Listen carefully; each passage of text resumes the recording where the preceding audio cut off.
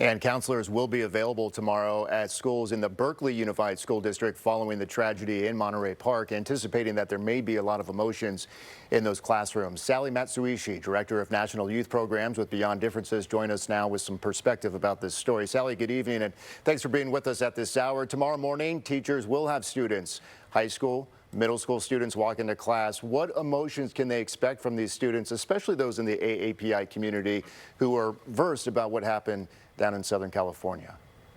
That's a wonderful question, and I'm so glad that you're asking it. I've spent today as the Director of Youth Programs at Beyond Differences speaking to AAPI mental health professionals, teachers, and young people within the community. In listening to the young people, I heard a lot of some painful questions, and among them are, there's been violence in all cities. There's been violence in the north and the south on both coasts.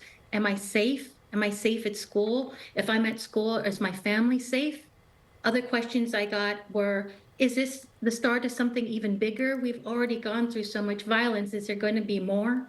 There was another young woman who asked me, will people think that AAPI people are dangerous like they did during COVID? Are people going to be afraid of us again?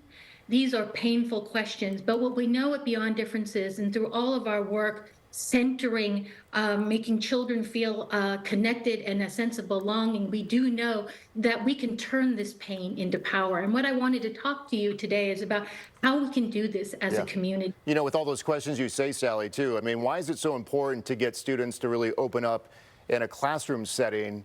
Because some may not feel comfortable. Yes, absolutely. And it's hard to talk about these things. The most important things we can do is watch, see, and be attuned to API students and invite them into the fold and to acknowledge what is happening. Words like, I know today may feel scary. How can I make you feel safe? Or your voice is so important in this class, and I'm glad that you're here and we're going to get through this together. Acknowledging and inviting into the fold is very powerful. Another thing you can do is you can model how feelings can be acknowledged in yourself and how they can change. Sure. I talked to this wonderful Asian American educator today, and I can give you an example of how we can model. One of the ways, Go ahead, Sally. Yeah. One wonderful way to model something is to show that acknowledge a feeling as it is in this moment, but that how you can make it change. And real So quick, Ryan Chung, who's a wonderful educator, said this is how he's going to do it in his classroom tomorrow. you know, before we He's let you gonna go, say, Sally, I want to get one more question in before we let you go, because this act of violence, you know, it happened on one of the most important days of the year for many Asian Americans, and more Lunar New Year events are still planned. So how best does the community move forward in the days and the weeks ahead? Go out and celebrate the Asian American community. Show us your love.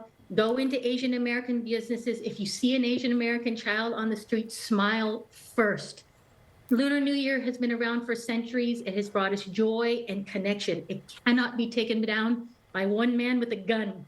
It can only move forward and it can only bring hope. But go out and embrace the Asian community and Asian American people. Sally Matsuishi, appreciate the conversation this evening. Thank you again.